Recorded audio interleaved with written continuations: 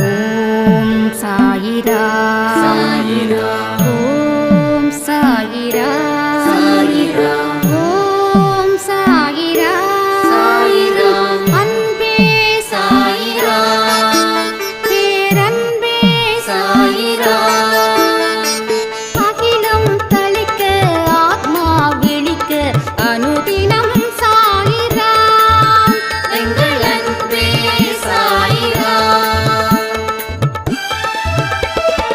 ஒன்றே இறைவன் ஒன்றே பூமிக்கென்றும் சாயிரா சரணம் சாயிரா நன்றே செய்து வாழ்வோம் நாம் ஒன்றே செய்து வாழ்வோம் அன்பே சாயிரா.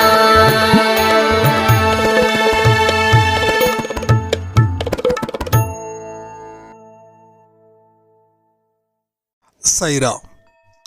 என் உயிரின் உயிரானவர்களே, ஒரு சைராம் வந்து கேள்வி கேட்டிருந்தாங்க. நான் திறமை இருந்தும் என் வாழ்க்கையில் முன்னேற்றம் இல்லை. நான் சாயப்பாவை உறுதியாக நம்புகிறேன். நான் பல நாட்கள் எல்லா விஷயத்தையும் நான் செஞ்சுட்டு தான் வரேன். ஆனால் நான் எதிர்பார்த்த முன்னேற்றம் இதுவரைக்கும் எனக்கு கிடைக்கல. இதன் மூலமாக வாழ்க்கையில் என்னை யாரும் மதிக்கலை, என்னை அவமதிக்கிறாங்க. என் வாழ்க்கையில் ஒரு தவறை நான் செஞ்சதால் இன்னைக்கு வரைக்கும் அதில் இருந்து மீண்டு வரவும் எனக்கு முடியல. நான் பழைய மாதிரி நான் திறமையான மனுஷனாக வாழணும், அதற்கு என்னென்னலாம் நான் செய்யணும் அப்படின்னு சொல்லி கேட்டிருந்தாங்க. அவங்களுக்கு உரிய ஒரு பதிவு தான் இது. உங்களில் யாருக்காவது எப்படிப்பட்ட மனநிலை இருந்துச்சுன்னா தாராளமாக கமெண்ட் பண்ணலாம்.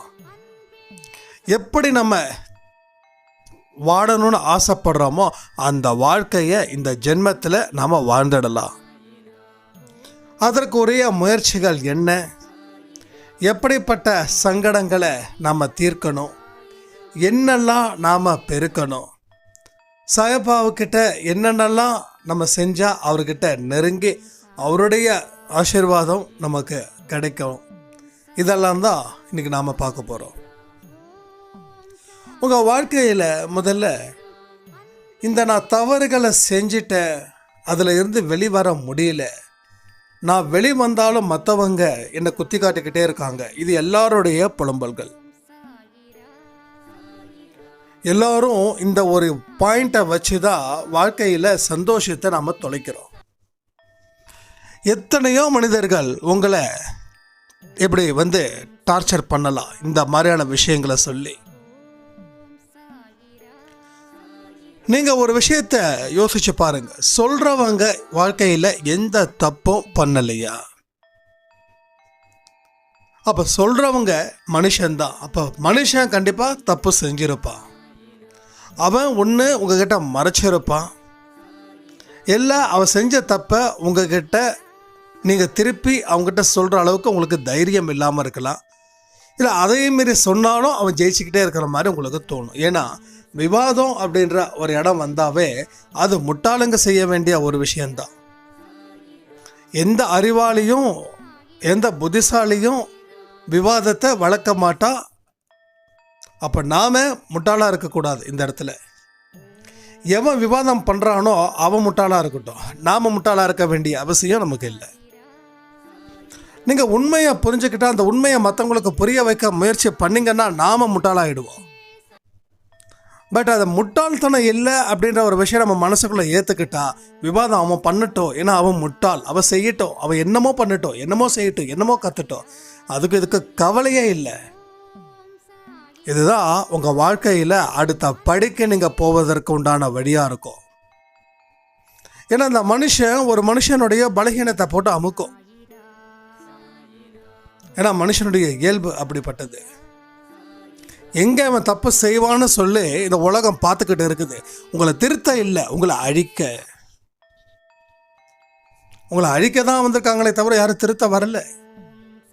அப்போது அவங்களுக்கு அதுதான் ஒரு சந்தோஷத்தை கொடுக்குது.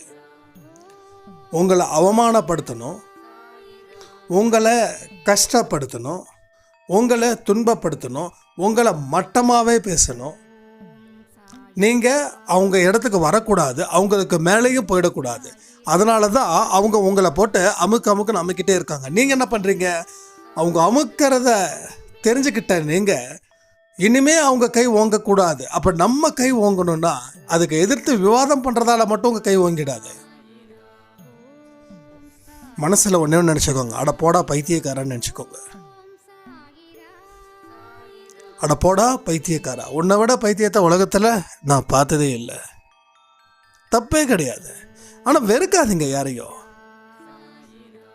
ஏன்னா நம்ம மனசுக்கு என்ன சொல்லி நம்ம சாந்தப்படுத்தணுமோ அதை நான் சொல்கிறேன். ஏன்னா அதை பைத்தியக்காரன்னு சொல்லக்கூடாது, ஏன்னா அவரும் கடவுளோட படைப்பு தான். ஆனால் உங்கள் மனசை கூலாக்கலைன்னா நீங்கள் நேரடியாக அவரை தேவையில்லாத விவாதம் பண்ணிங்கன்னா அது உங்களுக்கு பிரச்சனை ஆகிடும். முதல்ல ஒரு ஸ்டெப்பாக நம்ம எடுத்து வைப்போம். எடுத்த உடனே எல்லாரும் புத்தனாயிட முடியாதுல்ல. அப்போ நினச்சிக்கோங்க, நீ கற்று, நீ என்னமோ பண்ணு, என்னமோ செய், உனக்கு தான் பிரச்சனை, எனக்கு பிரச்சனை இல்லை. ஒரு விஷயத்த நான் எடுத்துக்கிட்டாதான் எனக்கு பிரச்சனை, அந்த விஷயத்தை நான் எடுத்துக்கலன்னா எனக்கு பிரச்சனை இல்லை. ஒரு பெரிய கார் ஷோரூம் கடைக்கு போகிறோம், எல்லா காரையும் பார்க்குறோம். பார்த்த உடனே எல்லா காரையும் நம்ம வாங்கிட முடியாதுல்ல. சரி, நீங்கள் பார்த்துட்டீங்க, அதனால் நீங்கள் காரை வாங்கிட்டு தான் போதுன்னு அவங்களும் சொல்ல முடியாது. இன்னும் 2 வருஷம் கழித்து வாங்க போகிறோம். இப்போ நான் ஃப்ரீயாக இருக்கிறேன், காரை பற்றி தெரிஞ்சுக்க நான் வரேன், நீ திறந்து காட்டு, காரில் என்ன ஏது. நீ 1.5 கோடி காரு கூட உனக்கு ஓட்ட தெரிஞ்சால் செல்ஃப் ட்ரைவ் கொடுக்க போகிறாங்க, டெஸ்ட் ட்ரைவ் கொடுக்க போகிறாங்க. அப்போ நீ ஓட்டிட்ட, பார்த்துட்ட, காரை தொட்டுட்ட, 1.5 கோடியை கெடு அப்படின்னு சொல்ல போகிறதில்ல. எனக்கு என்ன பிடிக்குதோ நான் காசு கொடுத்தா தான் எனக்கு சொந்தம். காசு கொடுக்காதவருக்கு அது எனக்கு சொந்தம் இல்லை, அது கடை ஓனருக்கு சொந்தம். அதே மாதிரி அவங்க சொல்லக்கூடிய வார்த்தைகள் அத்தனையும் எனக்கு சொந்தம் கிடையாது. அதை நான் எடுத்துக்கிட்டால் தாங்க எனக்கு சொந்தம். எனக்கு அதை எடுத்துக்காத வரைக்கும் அது அவனுக்கே சொந்தம். புத்தர் தன்னுடைய சிஷ்யரோட வெளியில் போனாங்களாம். ஏதோ அடுத்த ஊருக்கு போயிருக்காங்க. அப்போ ஒரு மனுஷன் ஓடி என்னென்னமோ புத்தரை, நீ எல்லாரையும் கெடுத்துட்ருக்க, நீ எல்லாரையும் சன்னியாசம் வாங்கிட்டுருக்க, நீ உனக்கு இப்படி ஆகிட்ட, அதை ஆகிட்ட, நீ உன் பொண்டாட்டியை விட்டுட்டு வந்துட்ட, என்ன நீ எல்லாம் ஒரு மனுஷனா, அப்படி இப்படின்ற மாதிரி ஏதோ பேசியிருக்காரா. உடனே சிஷ்யர் சொல்கிறாங்களா, குருவே, இப்படி ஒருத்தர் எதிரில் உங்களை இவ்வளோ தூரம் திட்டுறான், ஏன் அவனை நீங்கள் அட்வைஸ் பண்ணலை, ஏன் விவாதம் பண்ணலை, ஏன் கடினமாக பேசலை அப்படின்னு. அதுக்கு புத்தர் சொன்னாரா, இங்கே அவன் வந்தான், பேசினான், அந்த பேசினதை அத்தனையும், அவன் சொல்லக்கூடிய வார்த்தைகள் அத்தனையும் நான் எடுத்துக்கிட்டாதா எனக்கு அது பாதிப்பு. அது எடுத்துக்கலைன்னா யாருக்கு போய் சேரும்? எவன்கிட்டேருந்து அந்த வார்த்தை வருதோ அவனுக்கே போய் சேரும். ஸோ எடுத்துக்கிட்டால் அவங்ககிட்டேருந்து எனக்கு வந்துடும், எடுத்துக்கலைன்னா அவன் வார்த்தை அவனுக்கே பொருந்தும். அப்போது எவனாவது நம்மளை பார்த்து டே பைத்தியக்காரான்னு சொன்னான், அதை எடுத்துக்கிட்டா நீ பைத்தியக்கார, எடுத்துக்கலைன்னா சொன்னவன் தானே பைத்தியக்கார. இப்போ புத்தர் சொன்னது கரெக்டு தானே. அப்போ புத்தர் சொன்னது இந்த இடத்துல நம்ம அப்ளை பண்ணலாம்ல. எஸ், அதை அப்ளை பண்ணுங்க. ஏன்னா நடந்து முடிஞ்ச விஷயத்த உண்மையாக நம்ம கூட இருக்கிறவங்க, உண்மையாக இருக்கக்கூடிய மனிதர்கள் எல்லாம் பரவாயில்ல விடு, அதை பற்றி ஏன் நினைக்கிறேன்னு அந்த நினைப்பே வராத மாதிரி நம்மளை பார்த்துப்பாங்க. லைக் அ பேரண்ட். நம்மளோட அம்மா அப்பா கூட விட்டுருங்க, சில நேரத்தில் அவர் அப்படியே வாய்க்கு வந்த மாதிரிலாம் பேசுவாங்க. அதுக்கப்புறம் ஐயோ இப்படி பேசிட்டு சொல்லி ஃபீல் பண்ணுவாங்க. ஆனால் அம்மா எந்த காலத்தை கொண்டும் தன்னுடைய மகனையோ மகளையோ பழைய வாழ்க்கையை பற்றி ஒரு துளி கூட பண்ண மாட்டாங்க. நாமளா அதை வாயை திறந்தா கூட அட அதை விடு, வேற சொல்லு அப்படின்வாங்க. அதான் அம்மா. அப்பா ஏதாவது அவருக்கு எதிராக பேசிட்டா ஒரு ஈகோ கிளாஷ் ஆகும். நீ என்ன பெரிய ஒழுங்கா அப்படின்னுவாங்க. எல்லா வீட்லையும் நடக்கிறது தானே. நம்ம வீட்லேயும் அப்படி தான் நடக்கும், அங்கேயும் அப்படி தான் நடக்கும், எல்லா இடத்துலையும் அப்படி தான் நடக்கும். அதை விட்டுடலாம். அப்போ கூட இருக்கிறவன் உசுப்பேற்றுக்கிட்டே இருப்பான். நம்ம அவன் உசுப்பேற்றுறதுக்கு ஒவ்வொன்றுக்கும் நம்ம சண்டை போட்டோன்னா வாழ்க்கை பூரா சண்டை போட்டுக்கிட்டே இருக்கணும். வாழ்க்கையோட லட்சியத்தை நம்ம நிறுத்திடுவோம். ஸோ உங்களுக்கு திறமை இருக்குது, உங்கள் அத்தை இப்படி சொன்னாங்க, உங்கள் மாமியார் இப்படி சொன்னாங்க, உங்கள் மாமனார் இப்படி சொன்னாங்க, உங்கள் நாத்தனார் இப்படி சொன்னாங்க, உங்கள் அண்ணன் சொன்னான், உங்கள் தம்பி சொன்னான். இது தேவையில்லாத பேச்சுக்கள். அவங்க அப்படி தான் சொல்லுவாங்க. சொன்னால் அதை பற்றி கவலை இல்லை. எடுத்துக்கிட்டால் தான் அவங்களுக்கு பிரச்சனை. எடுத்துக்கலைன்னா யாருக்கு என்ன வார்த்தைகள் வந்ததோ அவங்களுக்கு அது போய் சேரும். நீங்கள் எப்படி ரியாக்ட் பண்ணுறீங்கன்றது உலகம் பார்க்குது. உனக்கு உசிப்பு விட்டவங்ககிட்ட நீ எப்படி ரியாக்ட் பண்ணுற? நீ அமைதியாக போறியா? நீ ஜெயிக்கிற. நீ அவனுக்கு பதில் சொல்கிறியா? நீ சத்தியமாக தூக்குற. நீ வேறு எதுக்கும் லாய்க்கில்ல. உன்னை யாராவது உசிப்பு விட்டால் உன்னை பிடிக்க முடியாது. சில பேர் சொல்லுவாங்க ரொம்ப பெருமையாக, என்னெல்லாம் யாராவது உசிப்பை விட்டால் நான் பயங்கரமான கோபக்காரன். ரோட்டில் ஒரு நாய் ஒரு நிழலுக்காக படுத்திருக்குது. அந்த நாயை ஒருத்தர் அப்படி அடிக்கிற மாதிரி சைகை காட்டினா அந்த நாய் ரியாக்ட் பண்ணுமா, ரியாக்ட் பண்ணாதா? வல்லுன்னு குலைக்கும். இப்போ புரிஞ்சுக்கோங்க நான் என்ன சொல்ல வரேன்னு. மனிதர்கள் யாரும் ரியாக்ட் பண்ண மாட்டாங்க. மனிதர்கள் இல்லாத ஜீவன்கள் தான் ரியாக்ட் பண்ணும். அப்போ ரியாக்ட் பண்ணுறதால நம்ம அப்படி ஆகிடக்கூடாது. நம்ம ரியாக்ட் பண்ணாமல் இருக்கிறது தான் நம்ம மனிதர்களுக்கு உண்டான ஒரு அடையாளமே. ஆனால் எனக்கு எல்லா மனிதர்களும் ரியாக்ட் பண்ண ஆரம்பிச்சிட்டாங்க. என்ன நீ எப்படி சொல்லிட்டல்ல, உன்னை சந்தை சிரிக்க வைக்க போகிறப்பாரு. சந்தை சிரிக்க வச்சா உனக்கு என்ன லாபம்? ஒன்றும் கிடையாது. ஒருத்தவனோட பேரை கெடுத்தா நமக்கு ஏதாவது அடுத்த வேளை சோறு ஃப்ரீயாக கிடைக்க போகுது. வேற ஒருத்தன் போடுவான், அவனுக்கு பிடிக்காதவன்.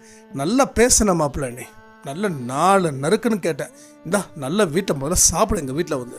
அவன் அந்த பரிவு ஒரே தடவை தான் இருக்கும். அதுக்கப்புறம் மறுபடியும் வீட்டுக்கு வந்து அவன் உதைப்பான். நம்ம பிள்ளை மதியானம் சோறு போட்ட, கறி விருந்து போட்ட, இப்போ எதுவும் இல்லைன்ற. ஏன்னா அவனுக்கு போட்டுக்கிட்டே இருக்கணுமாடா? ஏதோ நீ வந்து சொன்ன திட்டுன, சரி ஓகே அப்படின்னு நான் நினச்சேன். அப்படி தான் ஒரு வேளை சோத்துக்கு தான் போடுவான், அதுக்கு மேலே போட மாட்டான். இப்போ பகைமையை தான் வளர்க்கும். பகைமை நட்பை வளர்க்காது. இப்போ நீங்கள் ஒருத்தனை முச்சந்தில் வச்சு 4 வார்த்தை கேள்வி கேளுன்னு கேட்குறீங்க, அவனை தாக்குறீங்க. அவன் என்ன பண்ணுவான்? சரியான சந்தர்ப்பம் பார்ப்பான். அப்போது உங்கள் வாழ்க்கையில் நீங்கள் ஏதோ ஒரு விஷயத்துக்காக போகும்போதோ, ஏதோ ஒரு கவலைகளில் ஆழ்ந்திருக்கும் போதோ அவன் வந்து உங்களை டார்ச்சர் பண்ணுவான். ஏன்னா நம்ம அன்றைக்கி பண்ணோம்ல, அந்த பகை வளர்க்குது. அந்த பகை மறுபடியும் பிரச்சனையாகுது.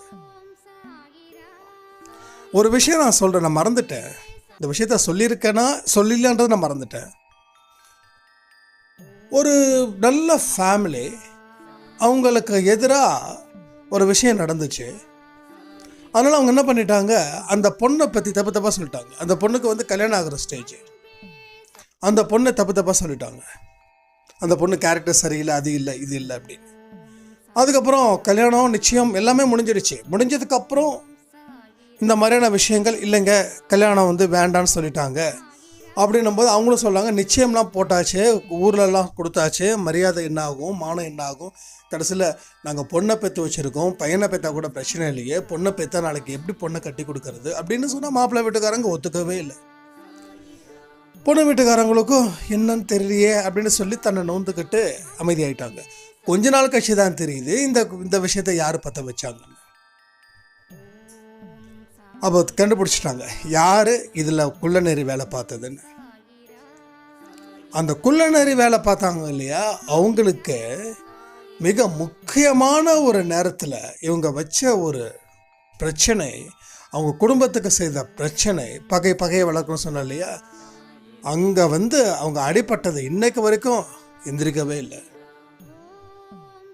ஸோ பகையை வளர்க்கும். அதனால் யாராவது தப்பான மனிதர்கள் தப்பாக நம்ம பேசுகிறத முதல்ல நாம் நிறுத்தணும்.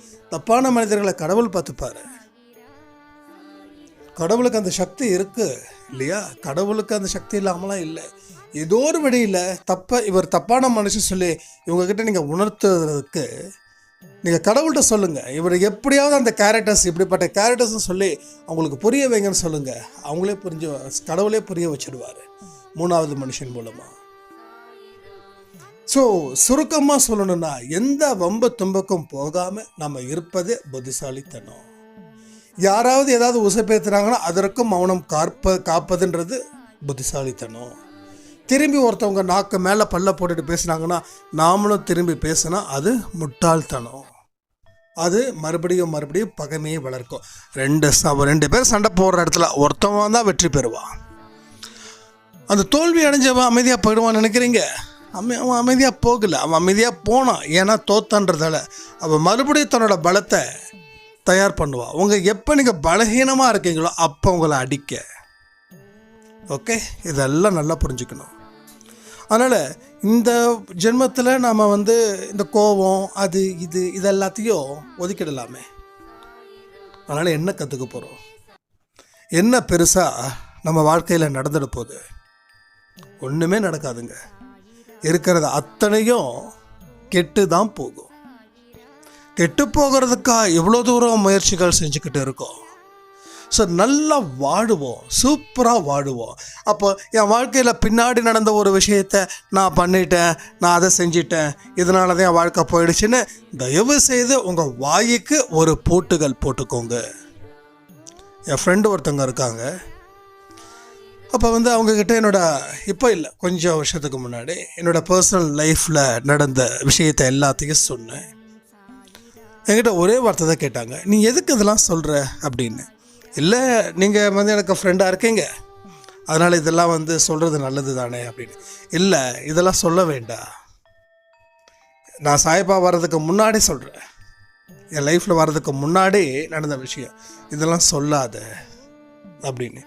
ஏன்னு கேட்டேன். எல்லா மனுஷனுக்கும் இன்னொரு பக்கம் இருக்கும், அது அருவருப்பான பக்கமாக தான் இருக்கும்.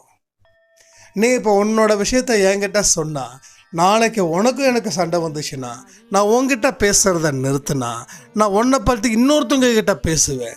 எதை பேசுவேன்? உன் வாழ்க்கையில் நடந்த அந்த மைனஸ்லாம் இருக்குல்ல, அதெல்லாம் நான் சொல்லுவேன். அதனால் வேண்டாம்.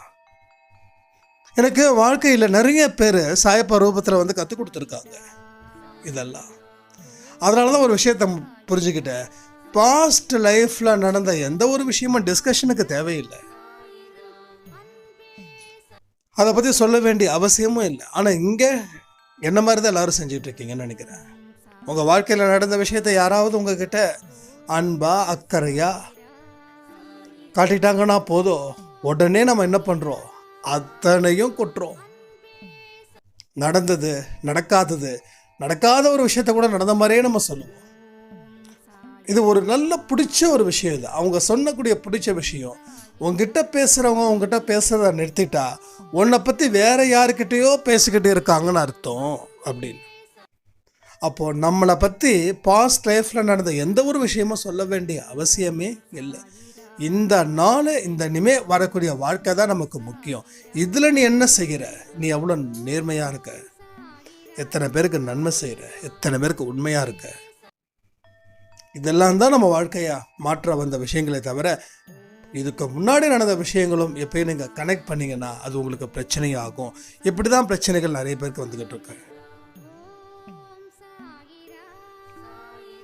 அதனால் இதெல்லாம் சொல்லணும் அப்படின்ற அவசியமே இல்லை. இனி எப்படி வாழ போகிறீங்கன்றது தான் முக்கியம்.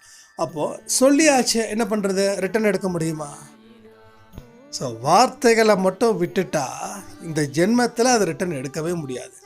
நீங்கள் ஒரு விஷயத்தை, உங்கள் ரகசியத்தை ஒருத்தவங்ககிட்ட சொல்கிறீங்க,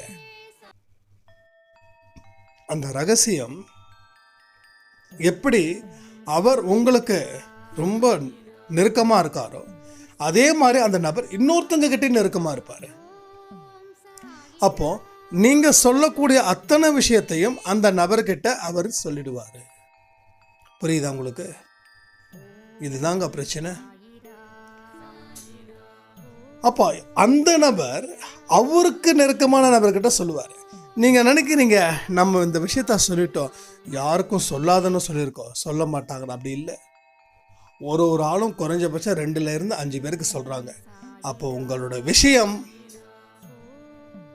குறைஞ்சது 100 பேருக்காவது தெரியும், தெரியாமலாம் போகாது. என்னதான் ஒரு விஷயத்தை மறைச்சி வச்சாலும் அது ஒரு நாள் உண்மை வெளிச்சத்துக்கு வரதான் தீரும். அதனால் எந்த ஒரு விஷயத்தையும் கடவுள்கிட்ட அறிக்கை பண்ணிடுங்க. பாவ அறிக்கைன்னு ஒன்று இருக்குது, அதை பண்ணுங்க. வேற யாருக்கிட்டையும் சொல்லாதீங்க. எந்த மனுஷங்கிட்டே சொல்லாதீங்க. பேசிகிட்டு இருக்கிற என்கிட்ட கூட உங்கள் பர்சனல் விஷயத்த சொல்ல வேண்டிய அவசியம் இல்லை. என்ன பண்ணலான்னு கேளுங்க, நடந்ததை சொல்ல வேண்டிய அவசியமே இல்லை. நிறைய பேர் வந்து இந்த நம்பர்லாம் கொடுத்ததுக்கப்புறம் அவங்க வாழ்க்கையில் நடந்த விஷயத்த பேச வேண்டாம். நான் சில பேருக்கு நான் ரிப்ளை பண்ணுறது கூட இல்லை. ஏன்னா அதுக்கும் எனக்கு சம்மந்தமே இல்லாத விஷயத்த நான் எதுக்கு அதை போய் நான் கேட்கணும்? என்ன பண்ண போகிறோம், என்ன பண்ணலான்னு சொல்லி கேட்டால் ஓகே. ஆனால் அதை பண்ண இதை பண்ண என் வாழ்க்கையில் உங்கள் பர்சனல் வேண்டாம், யார்கிட்டையும் வேண்டாம். யாராவது குருன்னு சொல்லி யாராவது உட்காந்துருந்தாங்கன்னா அவர்கிட்ட கூட சொல்ல வேண்டாம். கடவுளுக்கு தெரிஞ்சால் போதும். எல்லாமே மனுஷன்தான், கடவுள் படைச்சவங்க தான் நம்ம எல்லாருமே. இப்படிலாம் உங்களோட ஒவ்வொரு விஷயத்தை வெளியில் சொல்லும்போது தான் உங்களுக்கு வாழ்க்கையில் பிரச்சனைகள் அதிகரிக்குது. எல்லாரும் சொல்லுவாங்க, நான் யாருக்கிட்டையும் சொல்ல மாட்டேன். நீங்கள் சொல்லுங்கள், எந்த பிரச்சனையாக இருந்தாலும் சொல்லுங்கள். நடக்க போகிறது நடந்துட்டு இருக்கிறத கூட பட்டும் படாமல் சொல்லணும். ரொம்ப டீட்டெயில்டாக போயிட்டு ஒட்டிக்கக்கூடாது. ஒட்டுனா பிரச்சனை, மறுபடியும் பிரிக்க முடியாத மாதிரி போயிடும். அதனால தான் சொல்கிறேன், இந்த உலகம் ரொம்ப ரொம்ப ரொம்ப மோசமான இடத்துக்கு நோக்கி போகுது. ஏன்னா பகவத்கீதையில் சொல்லிட்டாங்க, கலியுகம் போக போக எப்படி இருக்கும், மோசமாக தான் இருக்கும். இதை தெரிஞ்சுக்கிட்டு நம்ம மோசமான வாழ்க்கையை வாழ்வது தானே முட்டாள்தனம். நமக்கு இருக்கக்கூடிய தெளிவு எல்லாருக்கும் இருக்குமா அப்படின்றது சந்தேகமே. நீங்கள் வேணால் பாருங்கள், அன்பே சாய் குடும்பத்தில் இருக்கக்கூடிய உறவுகள் வெளியில் இருக்கக்கூடிய உறவுகளை கம்பேர் பண்ணும்போது உங்களுக்கு தெரியும் நாம் எந்த அளவுக்கு வித்தியாசமாக இருக்கோம் அப்படின்னு. அதை நாம் புரிஞ்சிக்காத வரைக்கும் நமக்கு பிரச்சனை தான். புரிஞ்சுக்கிட்டா இந்த உலகம் எவ்வளோ மோசமான ஒரு பாதையில் போனாலும் கூட நீங்கள் ஜெயிக்கலாம். கடவுள் உங்களை காப்பாற்றுவார்ன்றதை விட கடவுளோட போதனைகளை நீங்கள் ஃபாலோ பண்ண ஆரம்பிச்சிட்டா அந்த ஒவ்வொரு வார்த்தைகளும் உங்களை காப்பாற்றும். புரியலன்னா கமெண்ட் பண்ணுங்க. அப்போ இந்த ஆடியோவில் நீங்கள் என்ன தெரிஞ்சுக்கிட்டீங்க, இதை வந்து தயவு செய்து கமெண்ட் பண்ணுங்கள். ஏன்னா ஒவ்வொரு கமெண்ட்டும் எனக்கு ரொம்ப ரொம்ப இம்பார்ட்டன்ட். ஐ திங்க் என்னோடய வாட்ஸ்அப் வந்து 2 நாளாக ஒர்க் ஆகலைன்னு நினைக்கிறேன். கொஞ்சம் ஒரு 3-4 days வெயிட் பண்ணுங்கள். நான் கொஞ்சம் அவுட் ஆஃப் ஸ்டேஷனில் இருக்கேன். எல்லாம் சரியானதுக்கப்புறம் அதனால் எந்த கவலையும் இல்லாமல் நம்ம பாஸ்ட் லைஃப்பில் இருக்கக்கூடிய எதையுமே அசைப்படக்கூடாது. இந்த மாடு என்ன பண்ணும், ஃபுல்லாக சாப்பிட்டுடும். அதுக்கப்புறம் ஓரமாக உட்காந்து உள்ளுக்குள்ளே இருக்கிறத மறுபடியும் வெளியில் எடுத்து மறுபடியும் மென்று சாப்பிடும். நம்ம மாடு கிடையாது, நம்ம மனிதர்கள். சாப்பிட்டதை உடனே வயிற்றுக்குள்ளே போயிடும். அப்படி தான் நம்ம எல்லா விஷயங்களும் இருக்கணும். திரும்ப திரும்ப நம்ம இந்த விஷயத்தை நம்ம போட்டுக்கிட்டே குழப்பிக்கிட்டே இருந்தோம் அப்படின்னா நம்ம வாழ்க்கையில் நம்மளை யாராலையும் காப்பாற்ற முடியாத ஒரு இடத்துக்கு நம்ம போயிடுவோம். அதனால் திட்டவட்டமான முடிவெடுங்க. பாஸ்ட் லைஃப் இனிமேல் எந்த ஒரு விஷயத்தையும் நான் வந்து பார்க்க மாட்டேன், கேட்க மாட்டேன், யாருக்கிட்டையும் சொல்ல மாட்டேன். ஃபஸ்ட்டு. 2வது, என்னை யார் மட்டம் தட்டுனாலும் நான் எந்த ரெஸ்பான்ஸும் பண்ண மாட்டேன். நான் ரெஸ்பான்ஸ் பண்ணுறதுக்கு நான் வந்து மனித பிறவி, வேறு எந்த பிறவியும் கிடையாது. மற்ற பிறவிகள் தான் ரெஸ்பான்ஸ் பண்ணணும், நான் ரெஸ்பான்ஸ் பண்ண மாட்டேன். என் வாழ்க்கையில் இனிமேல் எனக்கு மகிழ்ச்சியும் அதிகரிக்கும், என்னோடய வாழ்க்கையில் திறமையும் அதிகரிக்கும். இதை நான் உறுதியாக சொல்கிறேன்னு இப்போவே நீங்கள் கமெண்ட் பண்ணுங்கள். உங்கள் வாழ்க்கை செமையாக இருக்கும்னு சொல்லி இந்த ஆடியோவை நான் முடிக்கிறேன். ஜெய் சாய்ராம்.